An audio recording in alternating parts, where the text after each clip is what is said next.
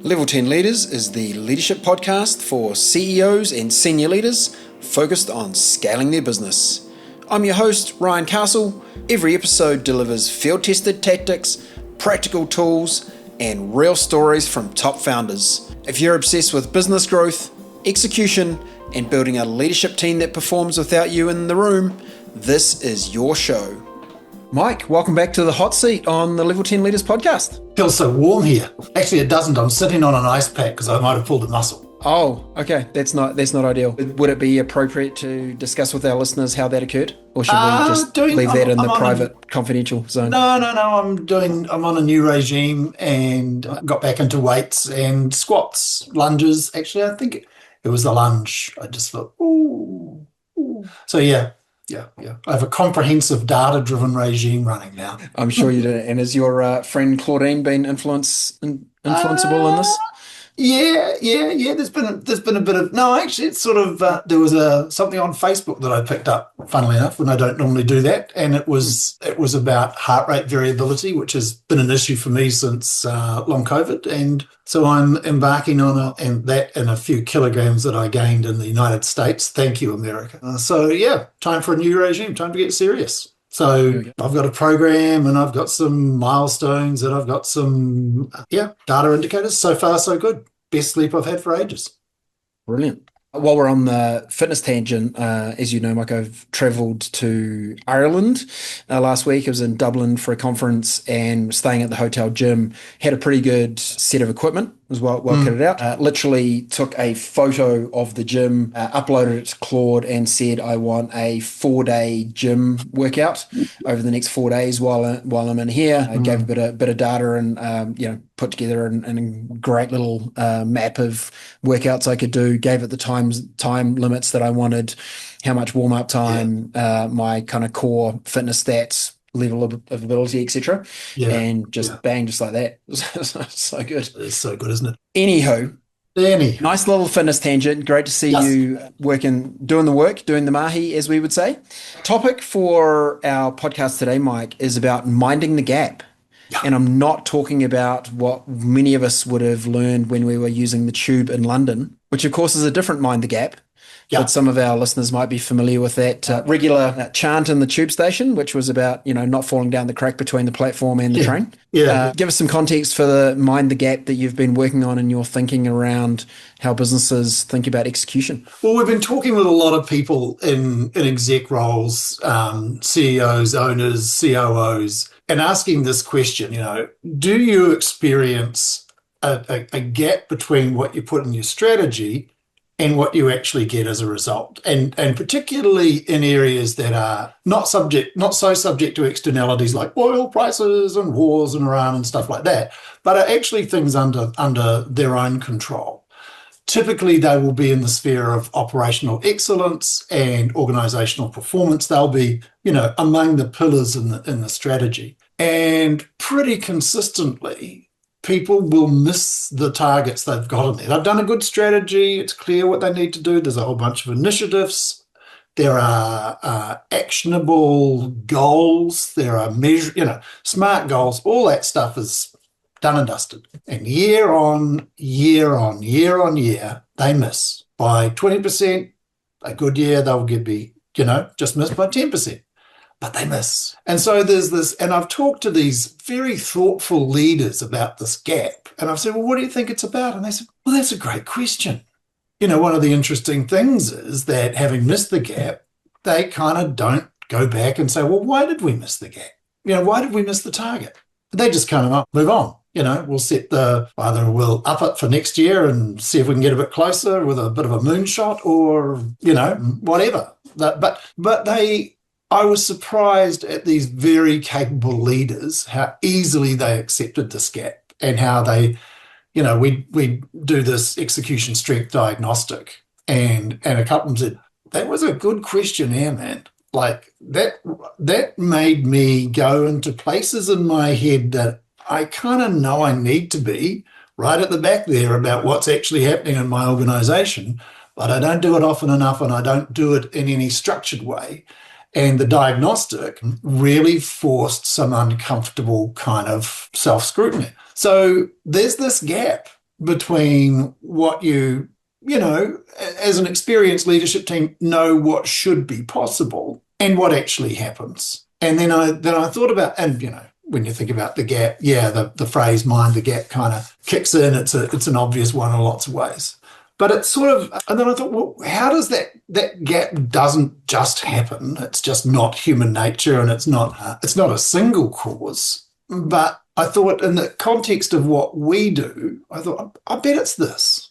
I bet it's the combination of inertia. I bet it's lack of visibility and lack of real accountability. So in the first place, the gap between the intention and the capability, if you like, the inertia bit is, well, any performance initiative, any improvement in the plan is going to involve behaving differently, doing something differently. Because obviously, if you always do what you've always done, you always get what you've always got. So you're going to have to do something different. And I think the first reason for that inertia is people that I don't know what to do here.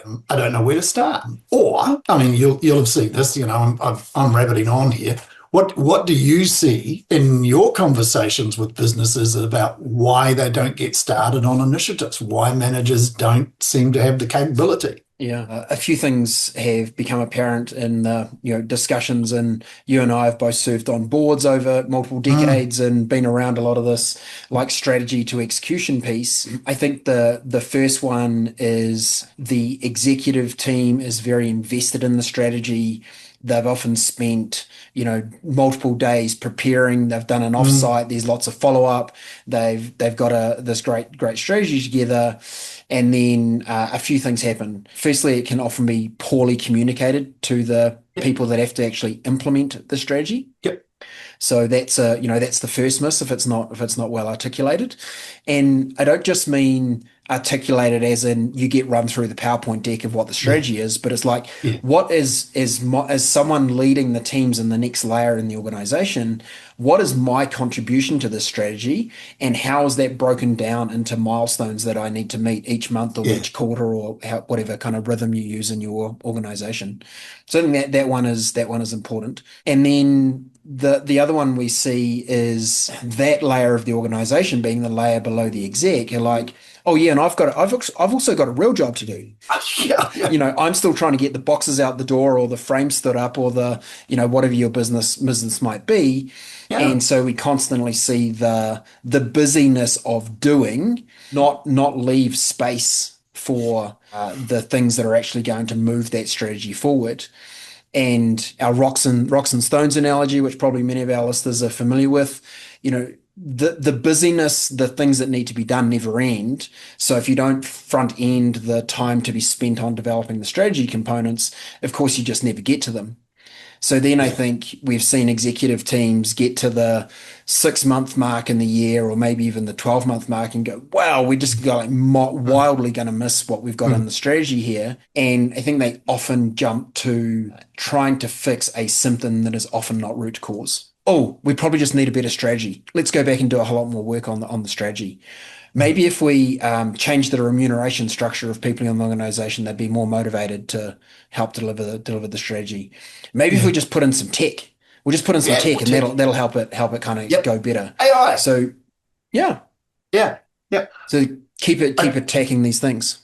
Yeah, and you know what it is? All roads lead back to this. That there's a lack of, you talk about the kind of cascade effect, the plumbing, if you like. This pipe connects to that one, connects to that one, connects to that one. That there isn't a connection between this outcome, a business result, a productivity improvement, an efficiency gain, a improved NPS, a better margin, any of those sorts of, really nitty-gritty operational things. There's no relationship between that outcome and the activity on the floor. You can't map from this activity to that outcome because, at a certain level, of course, the day-to-day activities, you can see the relationship. I do my job, I produce X widgets in whatever shape that is, and that goes into the core. But that's not the improvement. To get the 10% more productivity, you need to change the way you do things, at least, in some aspects. And to do that,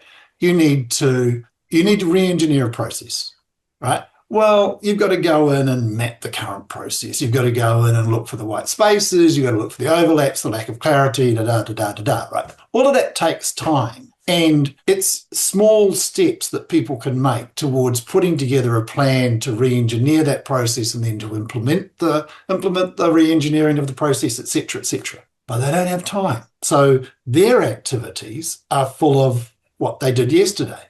To achieve that goal, you need to leave space to do that work. That's the rock that comes down. It says the outcome is improved productivity 10%. The rock is maybe as simple as complete the current state assessment of our order to billing process or whatever. But it doesn't get done because that has to get broken into small pieces that happen daily. And there's a lack of alignment between what happens on a day-to-day basis and what people want to achieve in any given 12-month period. So that's the biggest gap. And then there's a whole bunch of gaps that sit underneath that, if you like. And I think we've seen the approach of the cram. So I got assigned this Yeah. rock at the beginning of the quarter. It's now 1 week before the quarter ends. I really haven't done anything. I'll try and do the massive cram and completely re-engineer that whole process in a week, which is Yeah. just, That'll work. unfathomable. Won't work. That'll work. Yeah, it'll work. It'll certainly make everyone on the shop floor super happy that they're now Oh, everything that they're used to doing is being torn apart and rebuilt in the yeah. space of a few days. So we know that that doesn't work. And the fitness conversation we're having at the top of the podcast, it's Mhm. the same thing, right? It's the same You thing. get you get stronger, fitter by going to the gym several times a week, not by going once on the last day of the quarter and trying to figure it all out. Yeah. Get with the 1 12-hour gym session. Well, it is actually a very good example of the alignment. I know it sounds really simple. The alignment of the activity with the goal. And yet, and that's what I'm doing. My goal, I've got clear about my goal. It's in bits, that there's weight goal, there's an HRV goal, there's a sleep goal, right? And they're somewhat interrelated. And then what I do, my program relates to those things. But if I don't do it, it won't happen. It's as simple as that. It's the kind of how do you know your people are doing what they need to do to move the needle? And that's yet another gap, right? The gap between what you want them to be doing and what they're actually doing. But you don't know that because you don't have that kind of visibility. A manager sits in the one-on-one with the team and they say, how's it going? Oh, well, yeah, no, it's been a good week, da da da da. If they have them, right? And it's all, got a bit stuck on this, et cetera, et cetera. Is there a conversation about have you moved the needle this week? Have you, how have we pushed the envelope in our improvement project?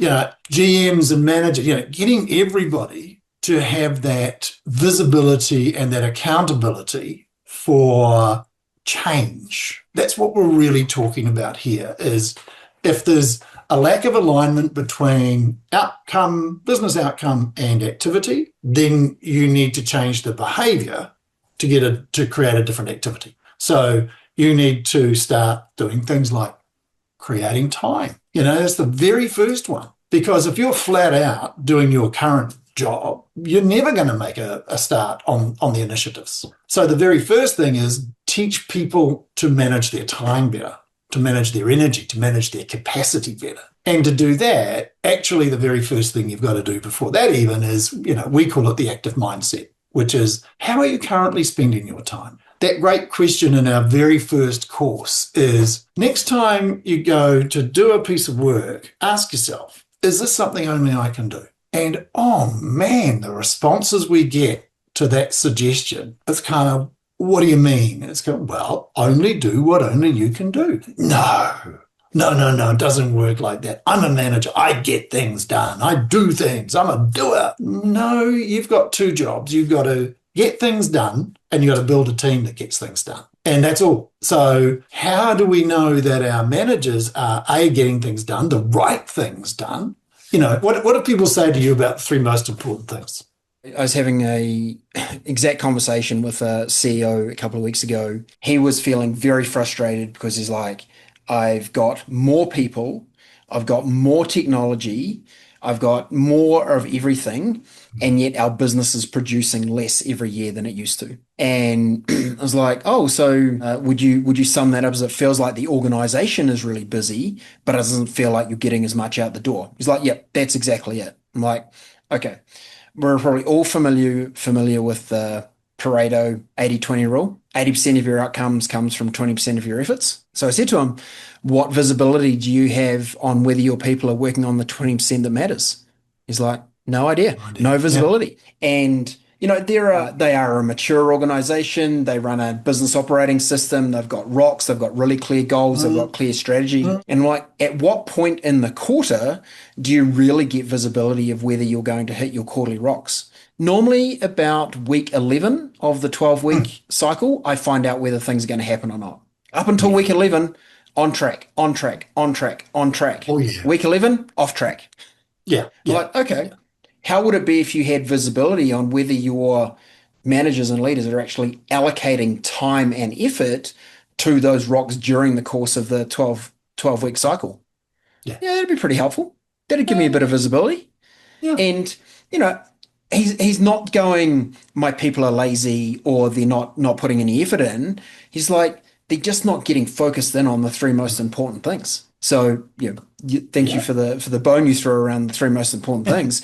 It's what we talked a lot to our clients about. Yeah. If everyone in your organization was spending a daily planning, we're talking about 5 minutes here. Look at your role. What are the rocks you need to get done?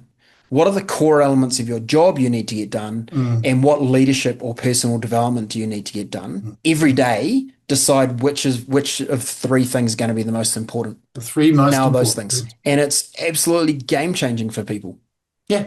Yeah. Yeah. Yeah. I mean, this is stuff that we have preached, we have teached, and we have done ourselves, for all these years. It's just ingrained to us. But it is amazing how many people we see that just don't have that in their DNA of what are the three most important things today. Even if you don't necessarily always hit them, to know what they are.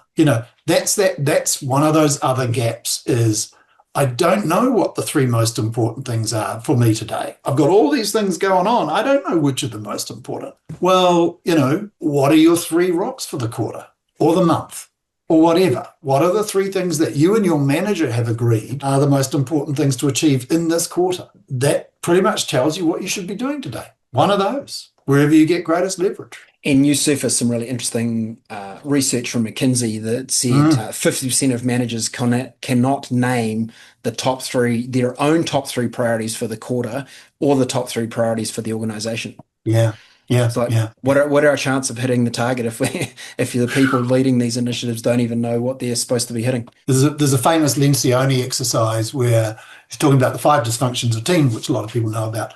One of them is kind of alignment. Are you actually working on the same thing? Now, this is execs, right? And Lencioni's question is just go around the table and name the one most important thing that the organization is working on this quarter. And I've done this. I've done this with high performing exec teams. And typically I can remember one exec team, there were 8 people on the exec and there were 11 answers. So, this is a thing.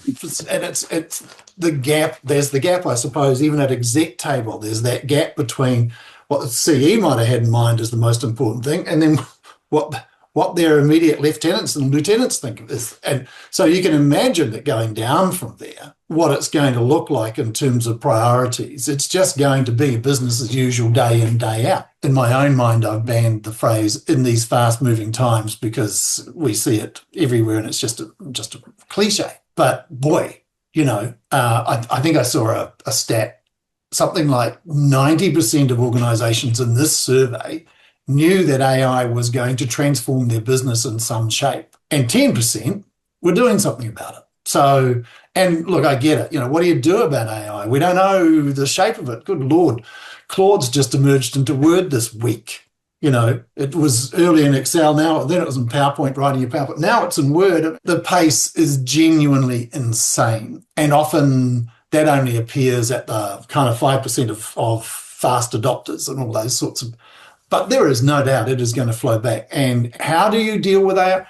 first question, right? If your strategic pillar says we need to meet the challenges of AI and we need to, we think it can deliver us, well, let's say, a 15% increase in productivity. And that's not unreasonable given that without AI, the best performers deliver 6% year on year. Well, who do you think is going to do the work about what AI does? Because AI doesn't produce anything yet. It's still us. So who's going to do the prompts? And then once the kind of AI is worked out, okay, this is the kind of workflow and these are the resources we need, and it can do all that, of course. Who's going to have the conversations with the people? Who's going to redesign the jobs? Who's going to design a new job for somebody whose job, a third of it, whose job is gone, but they're still valuable in this area? And who does that? It's the manager. And that's not BAU, right? That's why this rate of adoption of AI is so slow, is because they too are usually too busy to really get to grips with it unless they've got a strategic imperative. But it's, as always, the gap between the intent around being AI driven and the reality on the ground of being analog, not even digital, analog. That's one of those gaps that many organizations are going to have to mind. Here's a quick break. If you're a CEO or senior leader scaling a growing business, listen up. Here's the truth. Most companies don't have a strategy problem, they have an execution problem. So here's a quick win. Take 2 minutes to complete the execution strength diagnostic. Get an instant report that shows you exactly where your execution is leaking. Take the diagnostic at level10.us/execution.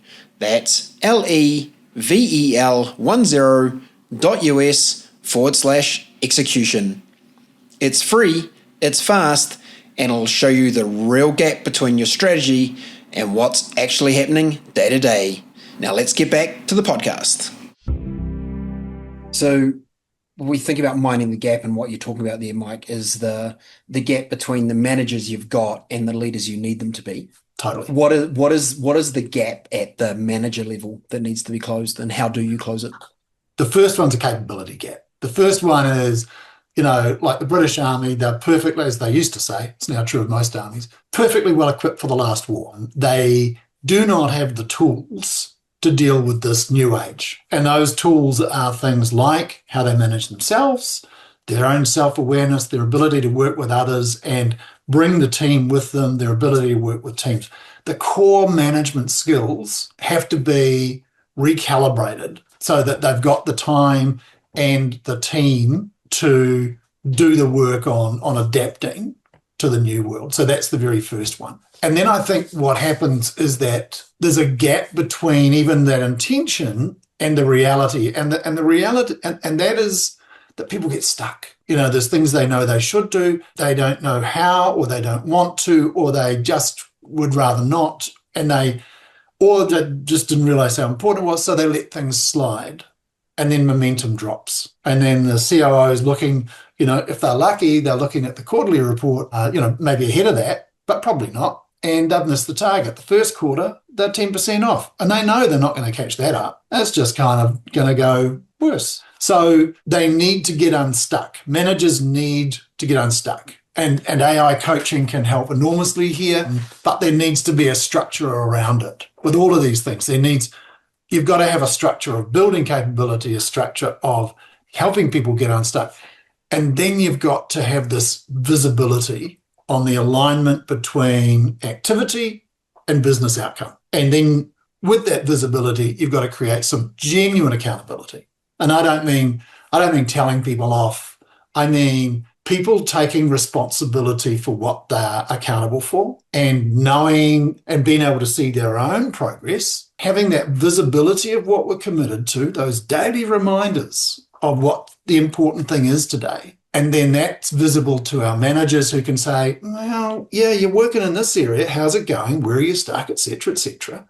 Or, you know what? This is more important to be working on. Or, hey, you were meant to be working on this week. You haven't. What's going on? What's stopping you? How do we, we've got a problem here. All of that sort of stuff makes the one-on-one really, really important. But I don't think at the moment most one-on-ones are well done at all. They don't have enough, there's not enough data to have a meaningful conversation about what's happening. And you're so often centered around the to-do list or the project list of what's going on. It's just a task check-in. It's not Yeah, a true coaching session. It's not a development session. It's not how are we helping you as an individual no, reach that next 10% level of performance. It's a check-in, it's a which catch is, up. Yeah, yeah, yeah, which which is is, if not unhelpful, but yeah, maybe not unhelpful, but not particularly helpful no, either, because you should be developing the people in your team that they don't need you to check in on the work that they're doing. That should be the autonomous bit of what's happening. yeah, You should be, yeah, how do I help them get to that next level of performance? yeah, yeah, exactly right, exactly right. Okay. When you talk about developing that skill and capability upskill, as we would call it Mm, in management layer, one of the gaps we've seen a lot is the promises of improvement versus the actual proof that it happens. So, for our sure. extreme example is you go to the 1 day course on how to be a great manager. You get a nice binder or folder that's got a whole lot of notes in it. You come back, you sit it on the desk. 2 weeks later, you're like, oh, yeah, that course was quite good, but I haven't really done anything with it. Mm, mm, So how do you close that gap between the promise of doing the course is going to make all the magic happen, and then yeah, the actual thing we need is behavior change, right? It's not another yeah. certificate. Certificate on the wall is not going to make our business better.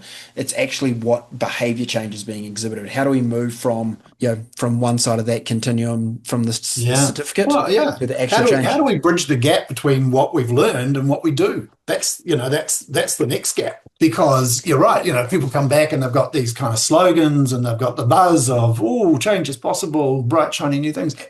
Come Tuesday, it's gone. So I think that behavior change is much more subtle than that.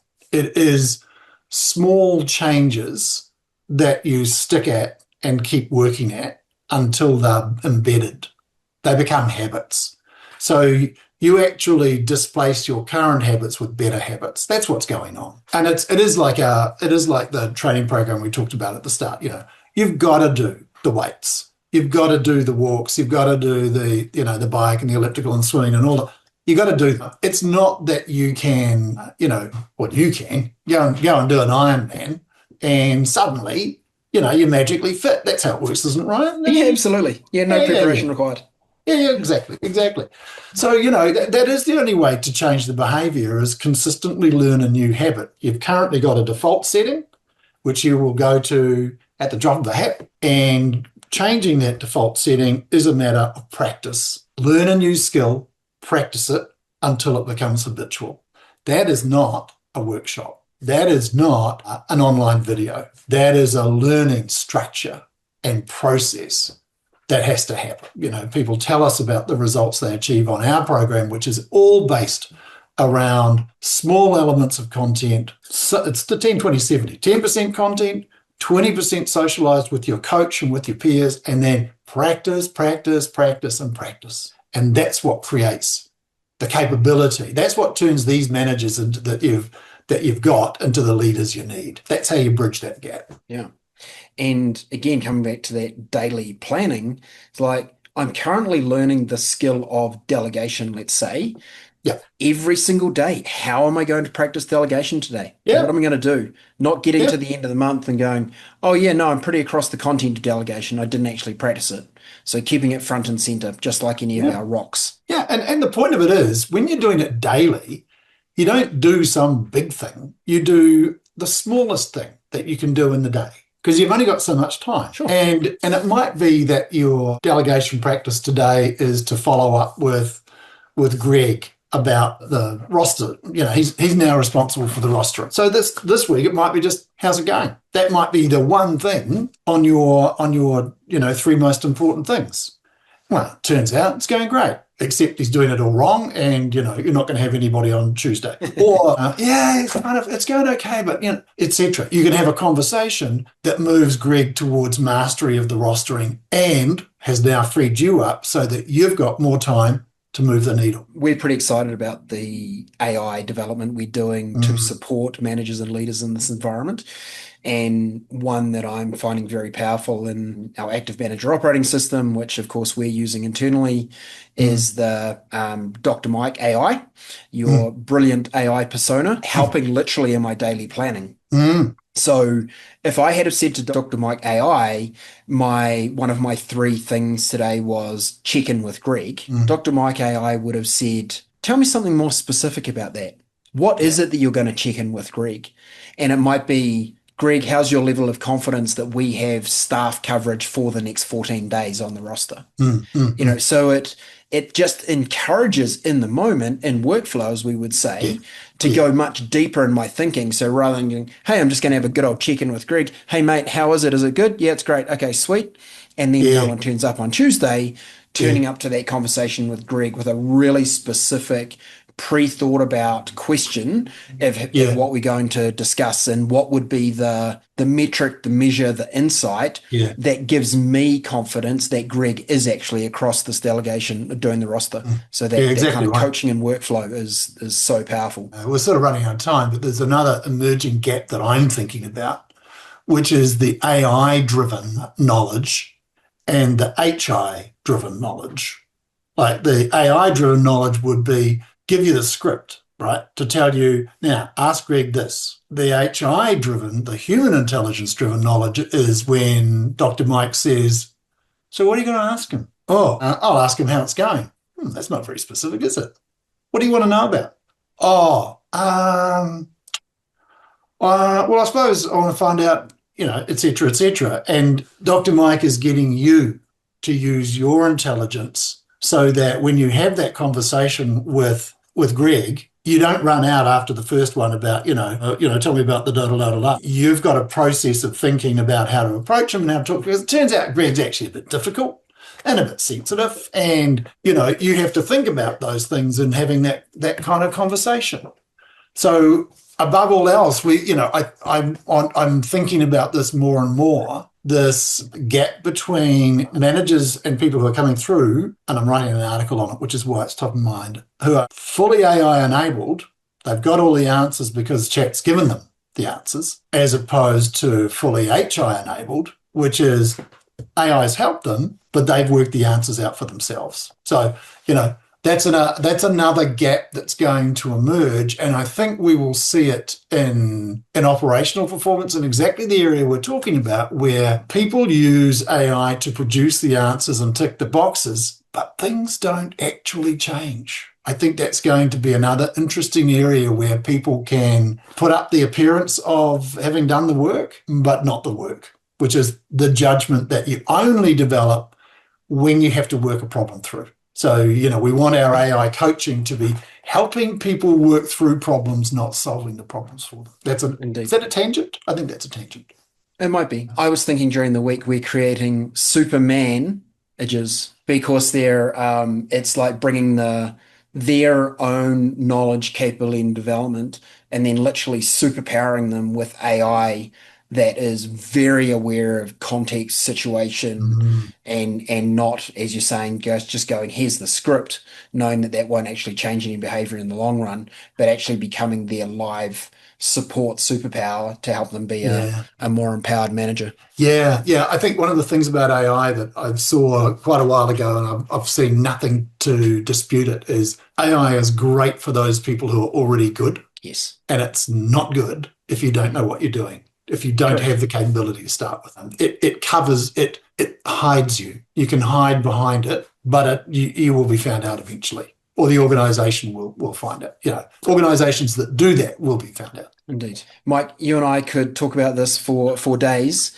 Yes, Our listeners would probably like to wrap this up so they can go and execute something in their business. yes, yes, If any of our listeners would like to access that diagnostic you talked about during the show, we refer to as the execution strength diagnostic. If you'd like to do that reflection and see if you've got a gap of execution in your business, we'll put a link to that in the show notes. So, Hey, go just on. one other thing, Ryan. While we're building this Dr. Mike AI coach, I've built it on a whole lot of scenarios, etc. One of the things I would really like to do is run some live coaching sessions with people just to essentially confirm my kind of thoughts about how I do it and in real life. And so if anybody is interested in a coaching session with me on any subject, Probably not the training, but Ryan's more the guy on that. Yeah. We On should anything probably else? clarify. I think you're referring to fitness training on that bit Fitness rather training. Yeah, than skill development of leaders, which of course is your expertise. that is my expertise. But I'm a coach, not a trainer, which is Correct. another important distinction we'll talk about later. But yeah, if any of our listeners if they kind of would just like to have a conversation about something, please, I'd be most happy to help out. What is that? The show notes? Where do we do that, Ryan? Yeah, we'll do that. So just on a whim here, Mike, you're giving away thousands of dollars of value Yeah, to listeners yeah, for free. Okay, yeah, that's yeah, like a good business partner chat to kind of have in yeah, public live. Yeah, yeah. thanks. It's an investment we're making in my time. Oh, good. Okay. Now, Yes, surprise we me. can See, put a link. I think there'll only be 5 people. Right? If there's more than 5, might not have thought this through. That's a line I use a lot in my First, how about we do this? life. First, 5 people have the opportunity to grab. There we 10, go. 10. First 10. For those of you who are not on screen, I'm shaking my head. Wonderful for you Rolling to eyes. offer such great value to our community, Mike. Well done. Feel the love. See you on the next step. Okay, mate. See ya. Thanks for tuning in to Level 10 Leaders. If today's episode hit home, here's one action to take right now. Do the execution strength diagnostic at level10.us/execution. That's level10.us/execution. It's fast, free, and will show you exactly where your execution is leaking. Hit subscribe, share this with one person who needs to break through the ceiling and crush their growth goals. Stay tuned for the next episode where we'll show you exactly how to level up to level 10.